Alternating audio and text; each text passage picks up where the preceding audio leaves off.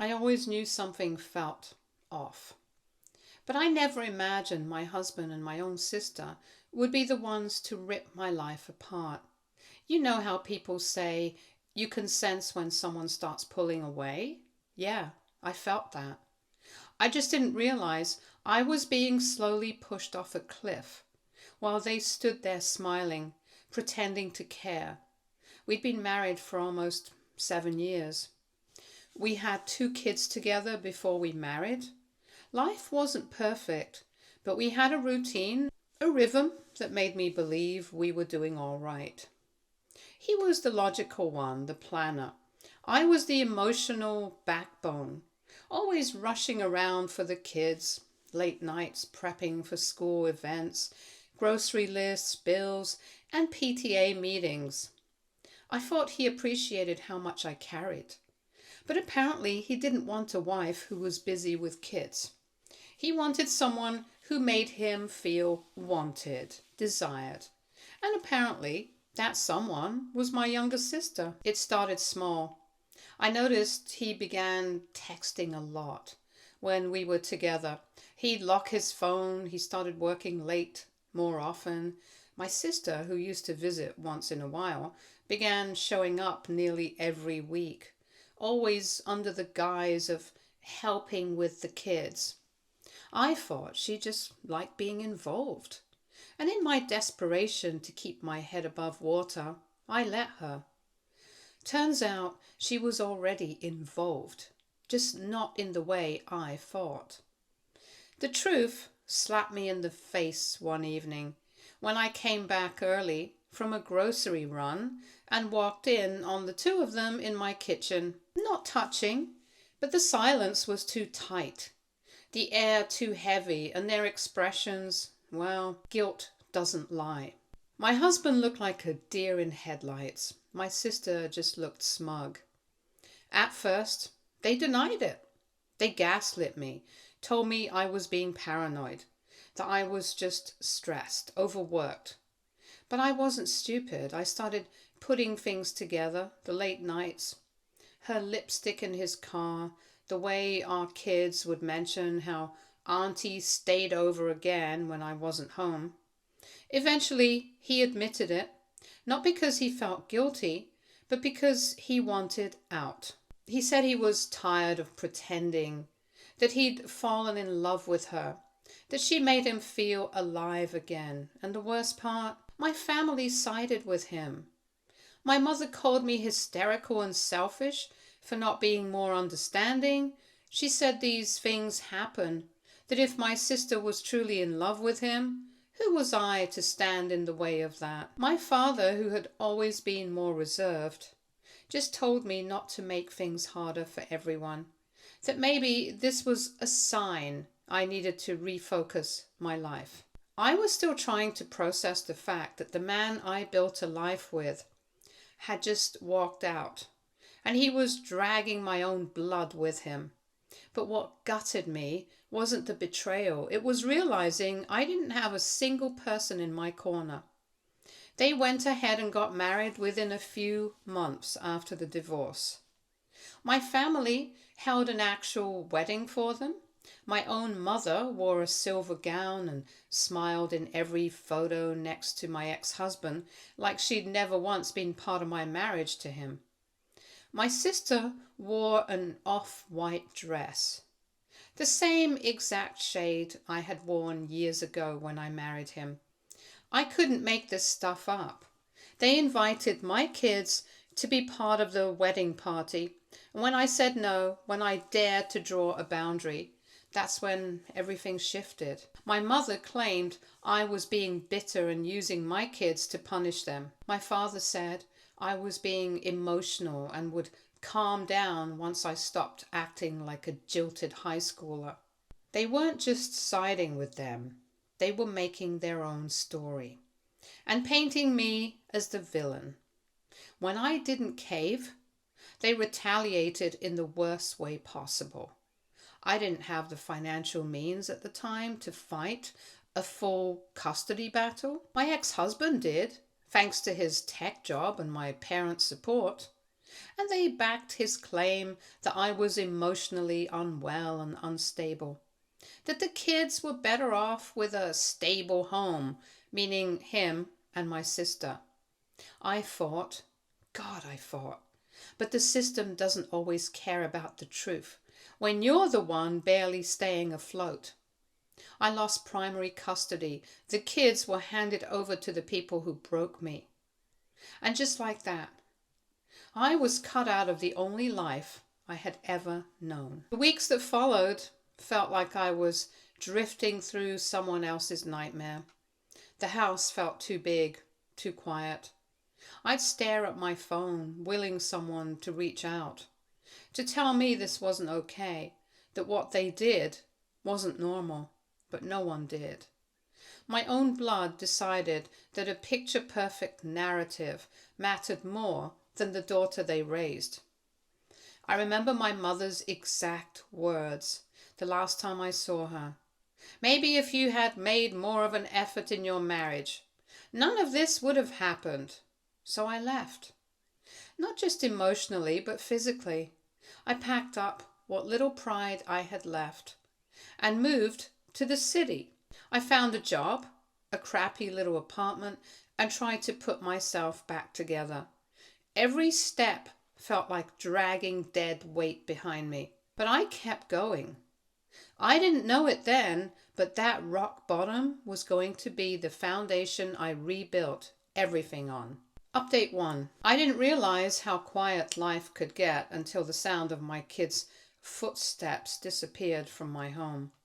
I used to wake up to the shuffle of socks against hardwood, their soft giggles sneaking into my room before sunrise, and the chaotic clatter of cereal bowls being dragged from the lowest kitchen shelf. That noise used to drive me crazy when I was sleep deprived and stressed, but now I'd have given anything to hear it again. I was allowed visitation, but not without conditions. Supervised limited hours, and always with someone from his side present. Usually my sister. They claimed it was to ensure neutrality. I knew it was just another way to humiliate me. The first time I visited them after the ruling, I barely recognized my own children, not because they looked different, but because they acted like strangers. They called her Mommy B, short for her name, and when my son tried to run into my arms, she cleared her throat and reminded him not to be rude, that I wasn't really the full-time parent anymore. I swallowed that moment like glass. I held myself together that entire visit. I smiled, played and read them their favorite books. I packed small snacks I knew they loved, the ones she used to roll her eyes at. And when I walked back to my car after those agonizing 2 hours, I screamed.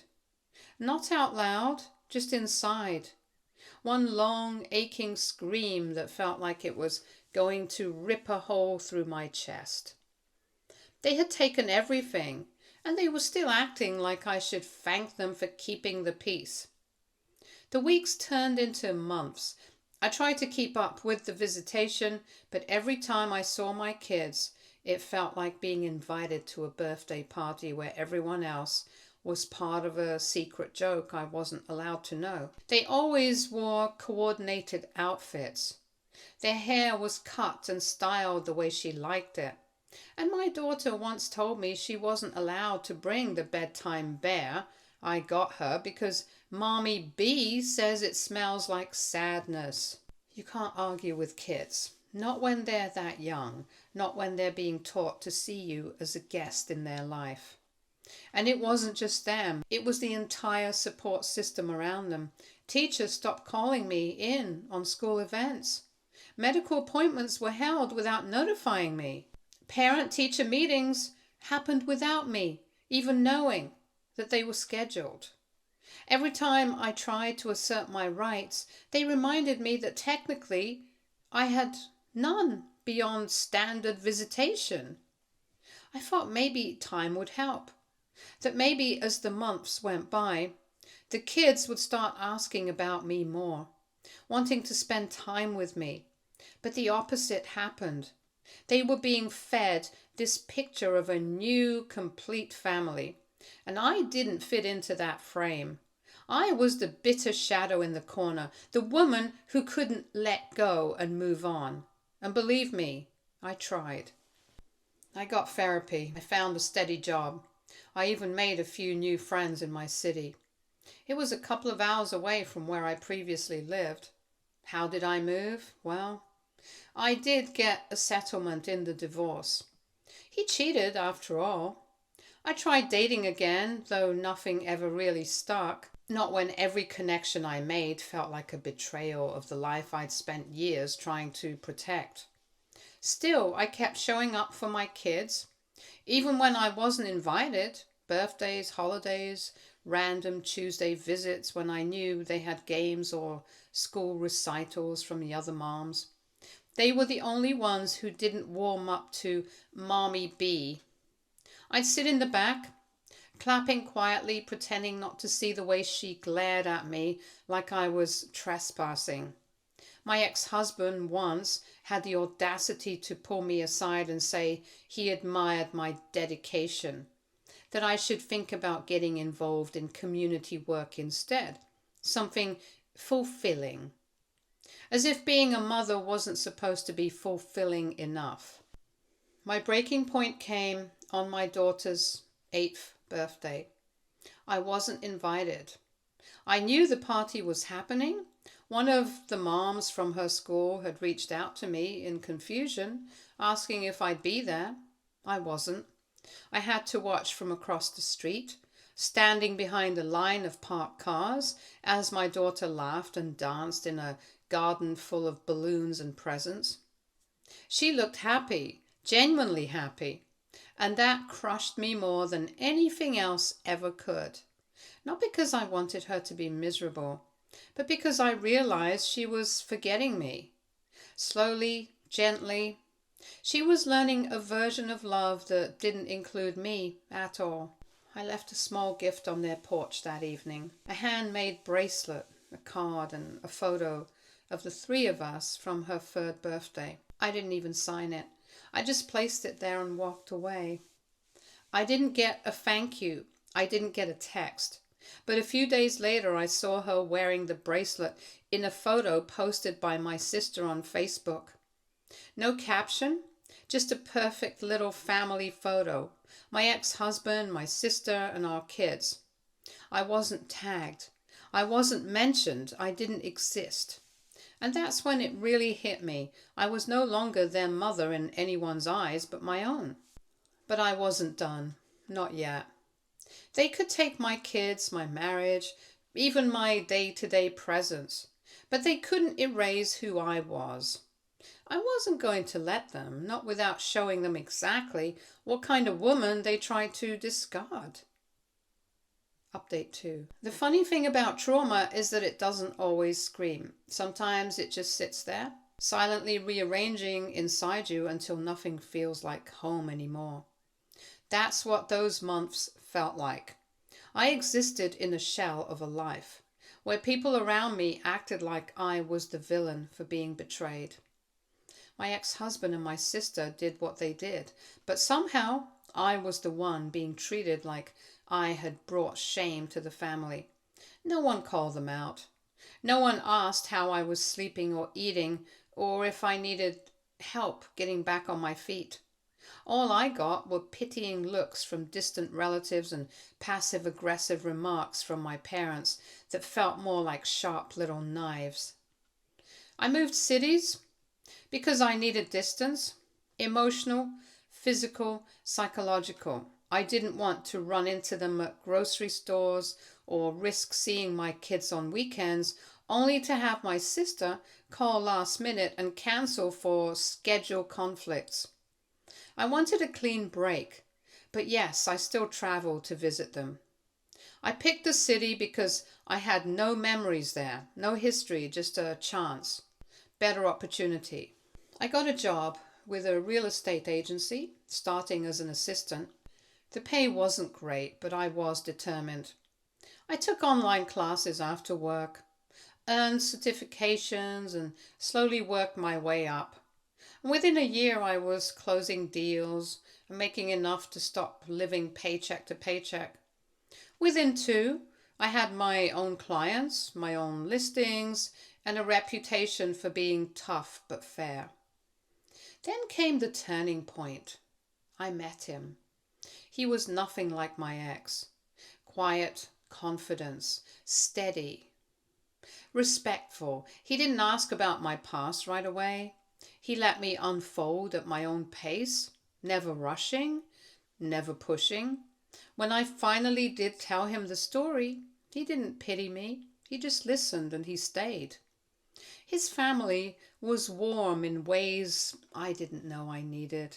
His mother hugged me the first time she met me and told me I had kind eyes.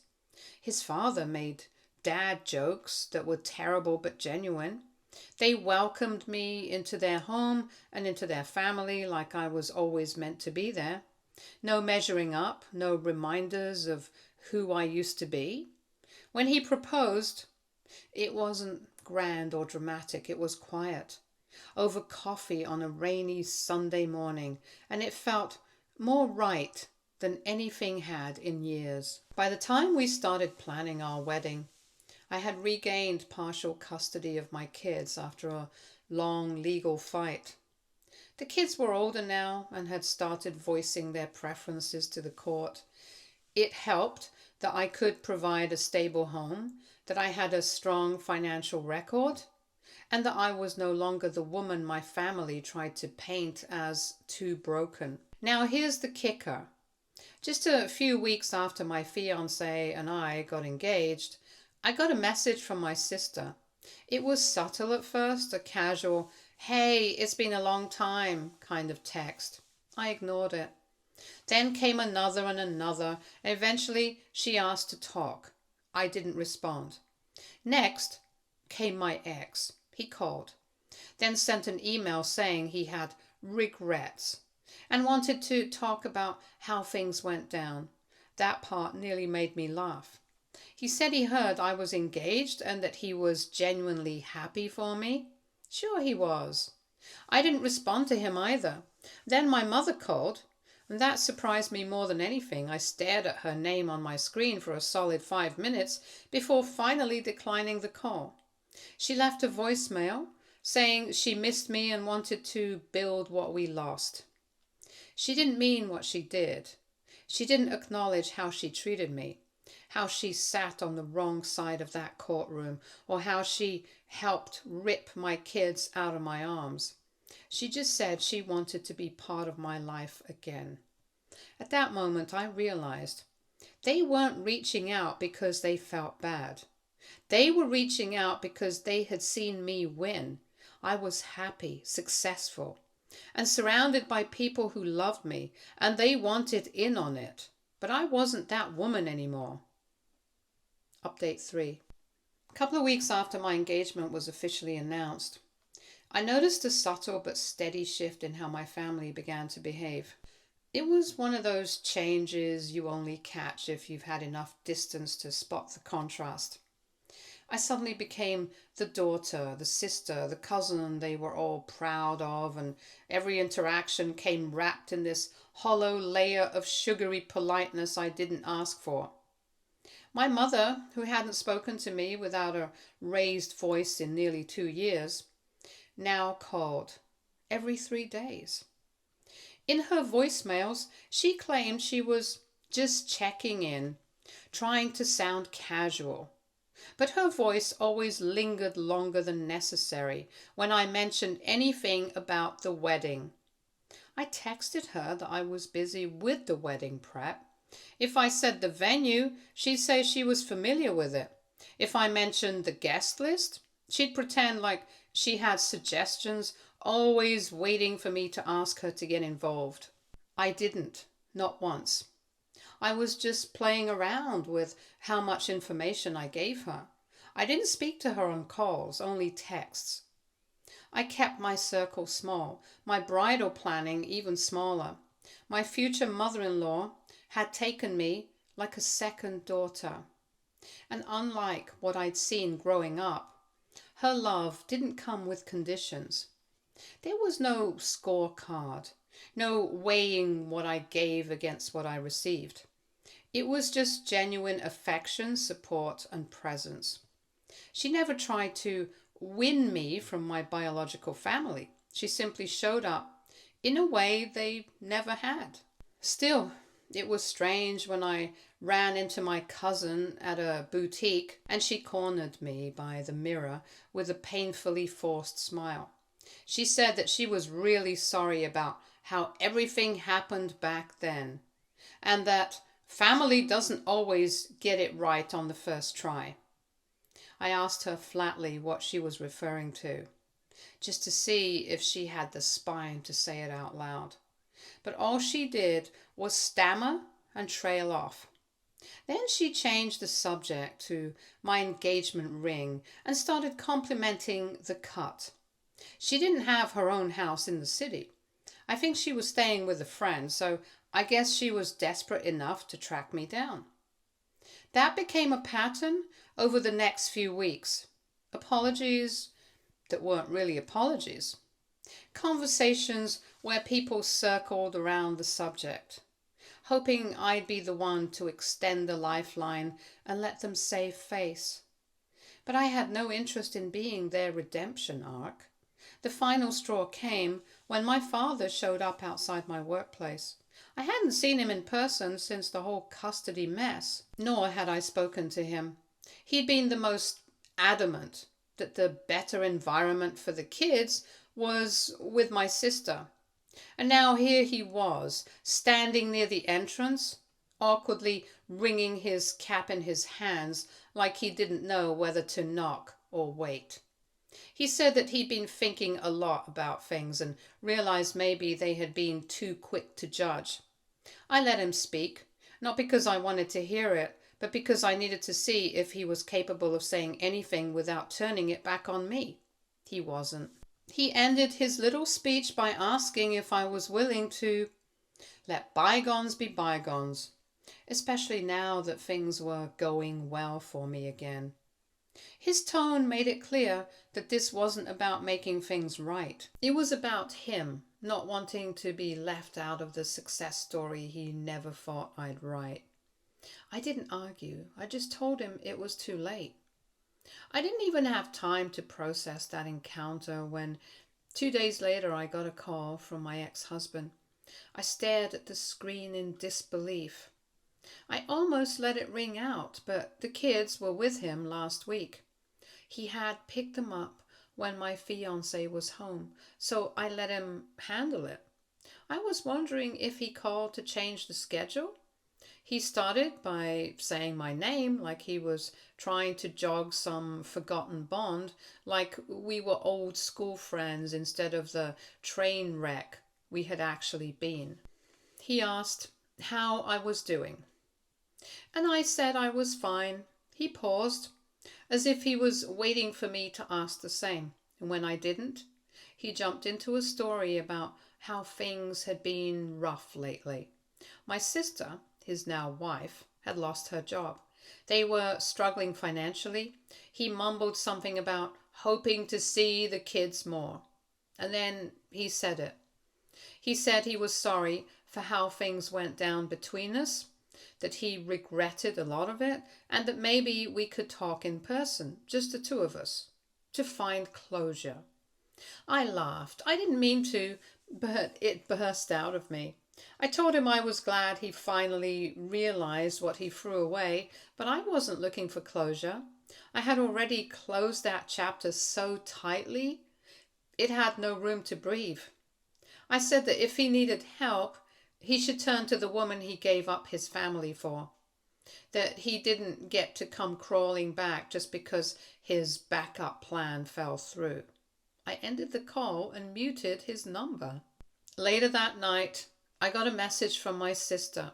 She had the audacity to say that she was sorry for everything and hoped we could all be a family again. I didn't even respond. There are some bridges you burn and then salt the ashes. My fiancé walked into the room a few minutes later and saw the look on my face. He didn't press. He just sat down beside me, held my hand. I realized then how much had changed. I was no longer someone waiting to be chosen by people who never respected me. I had built a life they didn't see coming, and they were only sorry now because they saw what they missed out on. I wasn't bitter, I was free. And no apology in the world was going to change the fact that they only wanted me now because they had nothing else left. Update 4. It was a quiet morning when I got the email. I had just finished my tea and was sitting on the balcony watching the world do its thing. People hurrying off to work, the neighbor's dog chasing birds, the wind making the leaves dance like they didn't owe anyone a thing. My phone pinged. It was from a family group thread that had been long dead, one I didn't even remember I was still part of. Subject line: reunion planning. Let's bring the family together again. I didn't even flinch. I clicked. It was my cousin sending out a cheerful message about how it had been too long since everyone was under one roof, and how this year's reunion should be a time to heal, reconnect, and celebrate how far we've all come. There were attachments, old family photos, a tentative schedule, even a list of people expected to attend. My name was on that list, and so was my sister's, right at the top. Her name was in bold. The message ended with a special note from my mother, who said she hoped I'd consider showing up because family doesn't always make the right decisions, but they always come back together in the end. She signed it with her full name, not even Mom, just regards. I didn't reply. Instead, I scrolled down, read through some of the earlier replies. Most were predictable. My aunts chiming in with potluck ideas, my uncles dropping dry one-liners pretending to be funny. One or two people said they'd love to catch up with everyone, and then added my name, as if I'd be enticed by the idea that they were excited to see me now. I shut the laptop and laughed. Not the bitter kind, just tired amusement. Because here was this entire ecosystem that had cut me off, judged me, humiliated me, erased me, and now trying to loop me back in like nothing ever happened. Like I'd simply wandered off and was being gently summoned home. They didn't realize I'd built a new one. I told my fiancé that evening. He was halfway through making pasta when I leaned against the kitchen counter and read out the message.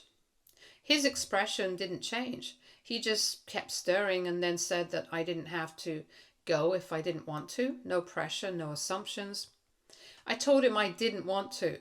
Not because I was angry, but because I no longer felt the need to explain myself. These people weren't mine anymore. They weren't owed explanations or performances. I wasn't the version of myself they left behind.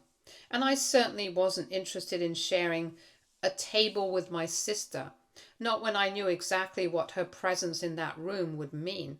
Her perfect little smiles, her helpless act, her pretending like she didn't steal an entire life and wear it like it fit better on her until it didn't.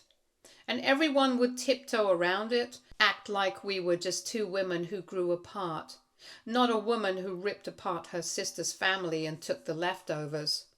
Yes, it was my ex's fault too.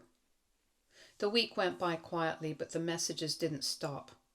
My mother left a voicemail, her voice all soft and wounded, telling me she just wanted one photo where her daughters stood together again. I deleted it. Then came the parcel. It was a large envelope, hand-delivered. Inside was a handwritten letter from my father. I didn't read all of it. First few lines were enough to guess the rest. He said that time had made him reflect, that mistakes were made, that I had always been more like him than he realized, and then right there in the middle he added that he and my mother had been hoping that I might consider reintegrating with the family because they had decided to change their will. There it was, the actual reason. It had nothing to do with closure or love or family bonding. It was about them realizing that the daughter they discarded was now the one who hadn't ruined her life. The one who had built something stable, real, and promising, and they didn't want to be left behind. I folded the letter, placed it back in the envelope, and wrote a simple note on top. Too little, far too late. I didn't send it. I didn't owe them even that. Instead, I wrote a different letter to my younger self. I told her that the day she watched her life fall apart wasn't the end, that even when everyone walked out, she had it in her to keep going, that no matter how many people tried to rewrite her story, she would hold the pen in the end. I told her she didn't need their love because she'd find better. And I told her this: you will not only survive this, but you'll build a life so full that they will look back and realize they were never the center of your story, just a footnote. The next morning, I RSVP'd to the family reunion. I wrote, declined. I already have a family. Edit, I don't care about the will.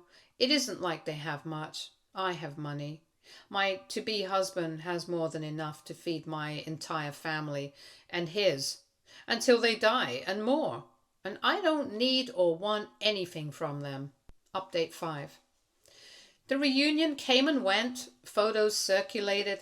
Posed smiles, wine glasses raised, the same tired toasts. My sister, of course, was in the center of it all, her arms wrapped around my mother and father, all three of them radiating the illusion of something whole.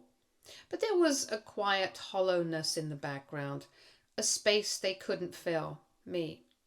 A week later, I got one last message from my mother. No greeting, no small talk, just a line that read, I hope you're happy now. And the truth was, I was. I didn't need them to say sorry anymore. I didn't need the validation they refused to give me when I begged for it. My fiancé and I were planning our wedding. We had just gotten a dog. We had friends who showed up for the small stuff and didn't disappear during the hard days.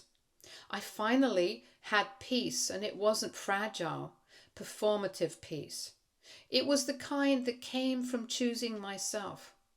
I heard that my sister's and ex's marriage fell through, that the Golden Girl's shine didn't last when people started holding her accountable, that my parents were quietly trying to figure out how to reframe the narrative again, how to twist the truth until it sounded like they had always been on my side, just misunderstood.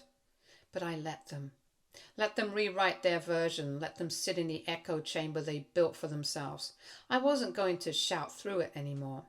Because this wasn't revenge, this wasn't a comeback story. This was just me living a life that didn't need their permission. A life that proved I had always been enough, even when they couldn't see it. And if that made them uncomfortable now, good. Edit. Yes, we recently got married. Stay tuned for more stories from our girl relationships.